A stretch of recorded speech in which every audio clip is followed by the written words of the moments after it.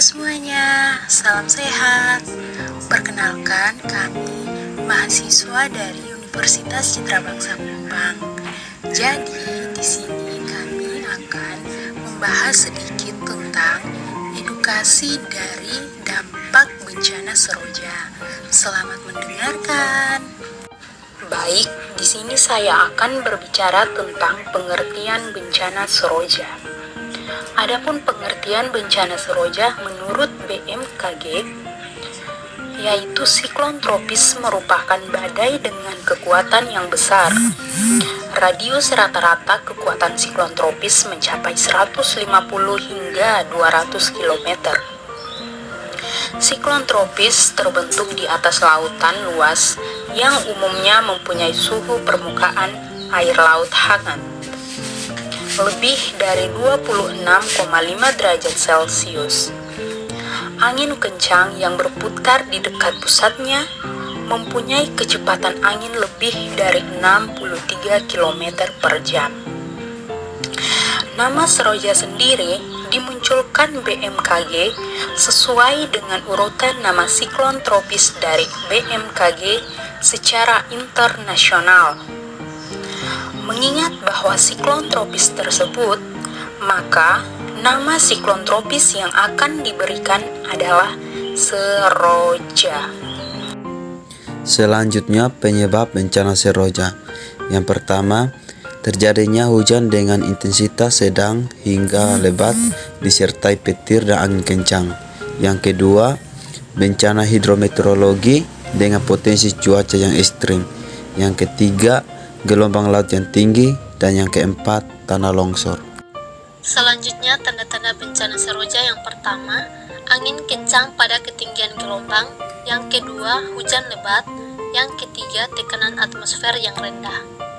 Selanjutnya, dampak bencana Seroja.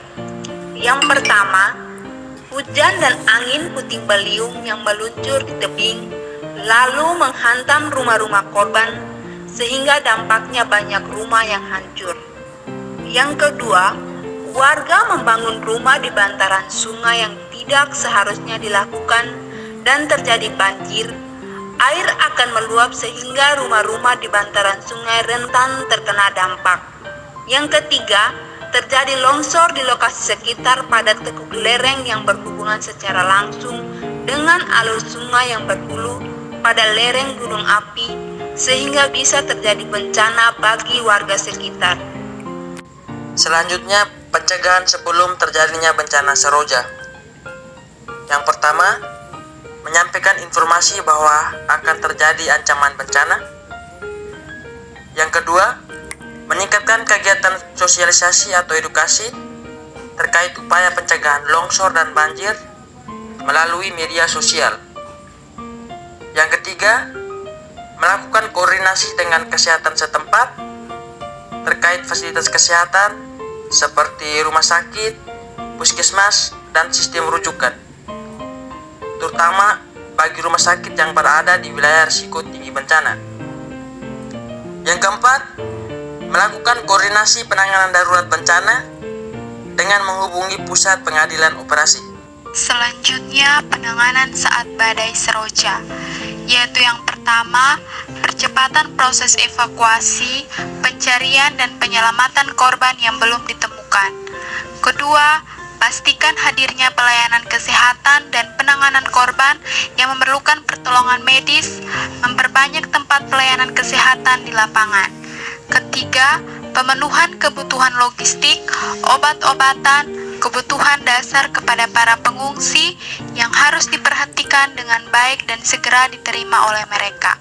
Yang keempat, mempercepat perbaikan infrastruktur yang rusak, segera pulihkan akses jalan, jaringan listrik, dan telekomunikasi.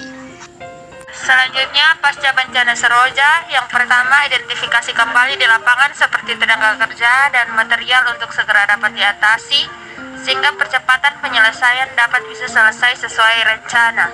Yang kedua, bertanggung jawab dalam penanganan dampak bencana antara lain menyediakan fasilitas air bersih, air minum, sanitasi, dan hunian sementara atau pengungsian, relokasi korban terdampak, dan berkoordinasi dengan pihak-pihak terkait untuk memastikan penanganan bencana. Yang ketiga, rehabilitasi dan rekonstruksi pada wilayah terdampak bencana dengan membangun lebih baik dan lebih aman dari sebelumnya. Peran masyarakat pasca Seroja berpartisipasi dalam pembuatan rencana aksi rehabilitasi dan rekonstruksi. Yang kedua, berpartisipasi dalam upaya pemulihan dan pembangunan sarana dan prasarana umum.